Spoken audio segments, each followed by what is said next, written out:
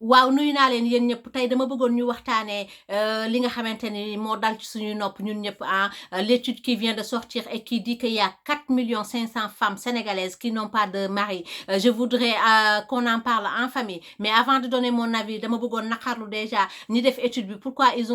ont pas étudié le cas des garçons pour nous dire combien d'hommes célibataires se trouvent au Sénégal. Peut-être bu ñu waxoon nombre góor ñi nga xamante ne ñooy wut jabar te amagun ko ñoom ñooy ay célibataires boole si nombre jigéen ñi nga xamante ne ñoom ñooy ay célibataires peut-être que ni ensemble dinañu mën a former ay association ay tour de famille wala yu ni mel ba ku ci nekk trouver chaussure à ses pieds. Mais malheureusement ils ont fait l'étude que pour les femmes. Donc pour aujourd'hui on va se concentrer que sur nous les femmes. ñu waxtaane ko nee naa leen jàngoro nag bu ci nekk bu la dalee da ngay xool lan moo la jox jàngoro jooju pour nga bañati ko am, mais aussi nga trouver ban garab mooy faj sa jàngoro jooju nga am. Tey sama xalaat laa si bëggoon joxe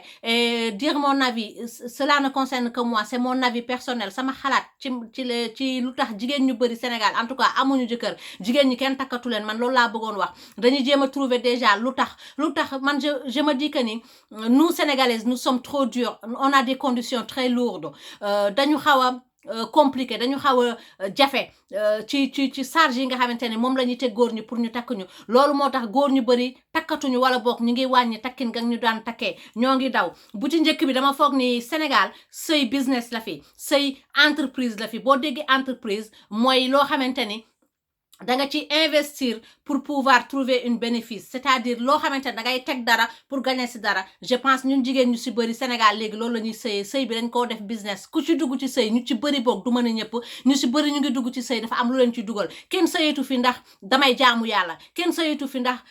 diine, kenn sëyetu fi ndax te yàlla rek tax. En tout cas damay boole sama bopp ci loo boobu muy man muy sama morom ñu bëri si ñun ñoo ngi sëy te dafa am lu waral ñuy sëy. Defatuñu na suñu yaay ya daan defee suñuy nopp suñu ñoom yaay bañ daan sëy dañ leen daan andil can kese andil leen guro kese ñu takk sëy ba ñu dem sëyi. Léegi ñun jigéen ñi koo fi andil 3500 can yi da nga koy takk boo moytul baayam da ngay jox 3500 yi sax moom moo lay génne kër ga moo lay dóor ba nga daw ndax 3500 muy Feuz Galsen muy moromu Feuz Galsen kenn suñu nangootu ko fi de. Donc loolu premier cas bi la trop de matérialisme, trop de contrat yi nga xam te dañ ko bëgg tegal ñi nga xamante ni ñoom la ñuy bëgganteel ba amaana ñooñu duñu sax takk. Ndax Sénégal gi kat wax dëgg fa yàlla ñu bëri ci yéen xam nañ ni kenn takkatu fi kenn andil ko 3500, mais aussi warugar bi ñuy laaj góor ñi doon na charge bu lourd si ñoom. Ndax bu fekkente ni góor da lay takk nga ne ko yow da lay war a jox warugar, damay wax le minimum rek li nga xamante ni dina laal ñu bëri. En tout cas ñu ci bëri ci jigéen ñi warugar bi mi ngi commencé 1 million jëm kaw. Bu fekkente ni xale bu góor bi day ñëw pour takk si la nga ne ko 1 million la lay jox warugar, dina la jox premier cadeau. Léegi dafa am loo xamante ni on l'a mis à la mode mooy ay premier cadeau bi day nekk iPhone. Mën na nekk iPhone ndax iPhone moom ku ci nekk xam ne iPhone bu baax bi laa wax vrai bi dina jar 500 000 ba jëm kaw. Am na ñoo xam dañuy laaj oto ñi di laaj ay Land Rover la tudd xaw ma man oto ba sax baadoo laa mënuma ko tudd ay 4x4 ak yu ni mel. Waa léegi dama doon laaj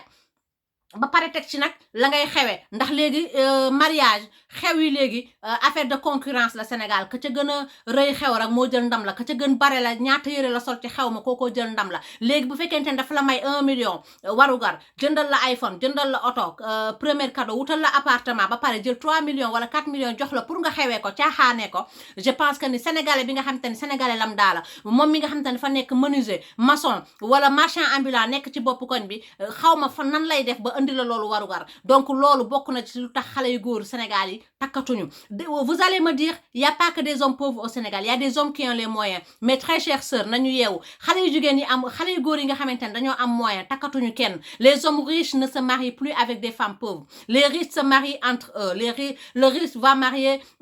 un riche ou une riche pour pouvoir au moins garder sa patrimoine. Te ñoom it wax dëgg fa yàlla wax nañu dëgg ndax Sénégal ñun jigéen ñi xale bu góor bu fii riche kan na su ñëw takk fi benn Feuz Galsen bu dee millionnaire nga woon di nga nekk benn 1000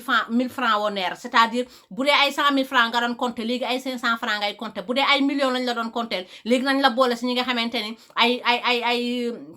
somme yu ndaw la ñuy denc, c'est-à-dire ñun jigéen ñi on ne fait que ruiner nos hommes. C'est pour cela que beaucoup d'hommes riches ne se marient plus avec les femmes sénégalaises. Et oui, quand tu te maries avec une femme sénégalaise, tu te maries pas que avec elle, tu te maries avec son père. Di ngay takk papa ja, takk yaay ja, takk maam ja, takk dëkkaale ba, takk xaritam. Waaw dëkkaale ba ak xaritam pourquoi lu leen ci boole mooy kan xale bu góor bi la takk andi la ci këram nga koy sëyal. Yow jigéen bi nga xam te ne goruloo, yettuwoo, liggéeyuwoo te jàngiwuloo, da nga tëdd rek.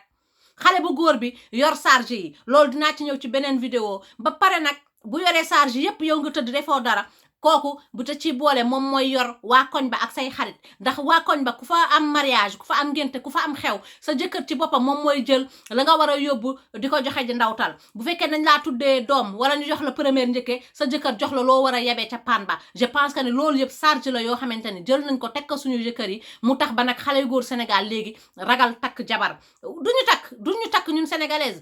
c'est beaucoup plus bénéfique pour ñoom ñu dem takki benn tubaab boo xamante ne tubaab ba moom boo ko takkee moom rek ngay sëyal sëyoo ak yaayam sëyoo ak keneen du la laaj lu mu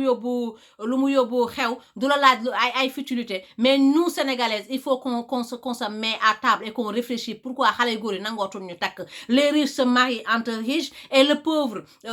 homme sénégalais lambda qui se trouve au coin du quartier ñuy bëggante ak moom charge yeen koy teg dafa bare ba ñoom takkatul ñu léegi dama bëggoon ñu wàññi suñuy bëgg-bëgg dama bëggoon ñu delloo si waat du ma ni kenn kaay sëy te yàlla tax du ma ni kenn kaay sëyee 3500 francs mais il est temps nag nga xam te ne léegi dem nañ ba naan juróomi million wu jigéen ñooy célibataire ci Sénégal gi ñu nekk il est temps les filles qu'on réfléchit il est temps ñu wàññi suñuy bëgg-bëgg il est temps ñu xam ne sëy du lépp nga war a jël rek teg ko ci kaw xale bu góor bi pourquoi pas nous-mêmes ñu dem liggéeyi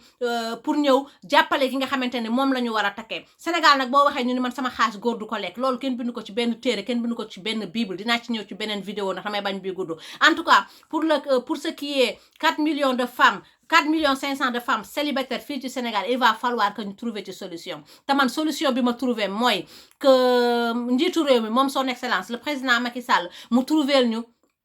ci assemblée nationale boobu ñu voté fa benn loi boo xamante ne de un dañuy fi tegal benn jigéen boo xamante ne c'est une femme qui est là député boo xamante ne day défendre célibataires yi mais aussi mu teg fi ay loi yoo xamante ni dina permettre benn xale bu góor boo xamante ne sénégalais nga boo génnee dem takki beneen xeet ñu defal la ay impôt ngay fay impôt ah oui di fay ay taxes parce que ku nekk xam nga ne commerçant yi xam nañu li may wax wala ñu yàgg tukki boo génnee bitim réew dem jënd beneen marchandise boo xamante ne defaree wuñ ko Sénégal bëgg ko dugal biir Sénégal dangay fay loo xamante ni douane la donc Macky Sall doit nous aider à mettre des lois qui permettent à tous les hommes sénégalais qui vont se marier avec des femmes de d'autres nationalités de payer des impôts de payer des taxes bu ñu defoon loolu góoru sénégalais yi dinañu bàyyi dañu fi bàyyi dem di jéggi waani di dem di takki ay ñag di dem di takki ay tubaab di dem di takki ñoo xamante ne bokkuñu ak ñoom xeet bokkuñu ak ñoom waaso parce que nag franchement bu fekkee sëy rek la Sénégal ay jongama ñu ngi fi Sénégal ñu mën sëykat yaa ngi fi bu fekkee tey bëgg nañu sëy mais xëy na ñun tamit dur nañu dur bu tax ba ñoom takkuñu mais bu ñu imposer jigéen ñi ñu bàyyi yenn bëgg-bëgg yi ba pare dañoo bëggoon Macky Sall dimbale ñu Macky Sall nañu dimbale defal ñu loi ci assemblée nationale boo xamante ni bépp góor boo xamante ni dem nga takki beneen jigéenu nationalité rek ñu fay loola taxe nga koy fay bépp góor boo xamante ni takk nga jabar mu am 10 ans jëm 20 ans ñu imposer la nga takk ñaareel bu ñu defoon loolu xale yu jigéen célibataire dinañu dem ba pare imposer aussi les jeunes garçons xale bu góor bu fi am 20 ans ñu imposer la nga takk jabar mais aussi takk jabar bi sans limite d'âge c'est-à-dire il va pas y avoir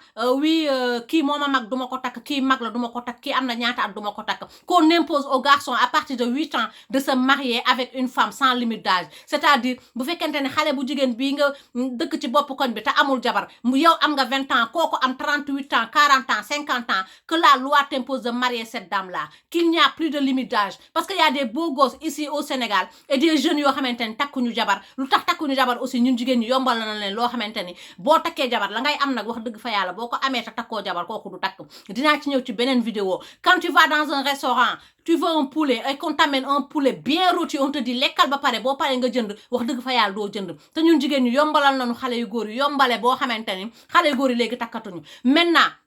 man ce que je voudrais moom lay ñaan ñëpp ñoo xamante ne am nañu dogal ci dëkk bi mais aussi di ci jiital le président de la République qu'il nous impose ces lois là à partir de 20 ans on t'oblige d'avoir une femme. Quand tu es marié, ça fait 10 ans, ou 20 ans bu fekkee am nga jabar dag na léegi 10 ans wala 20 ans qu'on t'impose de prendre une deuxième femme et puis qu'on met des taxes des impôts à tous ces hommes là qui laissent les femmes sénégalaises et qui aillent se marier ailleurs. Je pense que ni vidéo bi mu ngi gudd te désormais je ne vais plus faire des longues vidéos pour ceux qui n'ont pas beaucoup de connexion damay arrêter vidéo bi en attendant ngeen seetaan ko ñu xool naka la ñuy defaat ba indiwaat suite bi incha je vous promets d'y revenir defaat ci beneen suite boo xamante ni lii moom suñu kaala dañ koy jël ñun personnellement def ko suñu combat wu bopp jusqu'au jour où on trouve la solution. Donc, nañu booloo ensemble les 4 500 000 femmes sénégalaises qui n'ont pas de mari, on commence à se réunir, on commence à se donner nos contacts pour pouvoir former une association de femmes sans mari pour enfin ñu am benn député boo xam te ne ñun ñoo koy éliral suñu bopp kenn si ñun jigéen ñi ñu yóbbu ko ca assemblée nationale mu ñu fay xeexal suñu droit parce que maintenant vu qu'on est 4 500 000 femmes nag wax dëgg yàlla bokk nañ ci ñuy doxal dëkk bi léegi Macky Sall bu ñu doonee 4 500 000 femmes célibataires te ñun ñëpp genn wàll gi ñëpp dañoo woteel Macky Sall léegi Macky Sall moomu nag nañu jàppale ba nga xam te ne suñu jàngoro dina faju très chères sœurs et frères je suis désolée si la vidéo elle était courte je suis désolée si j'ai pas développé tout ce que je voulais développer mais il y a certaines parmi vous qui n'ont pas de connexion qui ne peuvent pas regarder des longues vidéos du coup je vais arrêter la vidéo et je vous donne rendez-vous très prochainement pour développer d'autres sujets sur d'autres sujets c'est pas d'autres sujets pour développer ce sujet là sur une autre vidéo à bientôt frères et sœurs.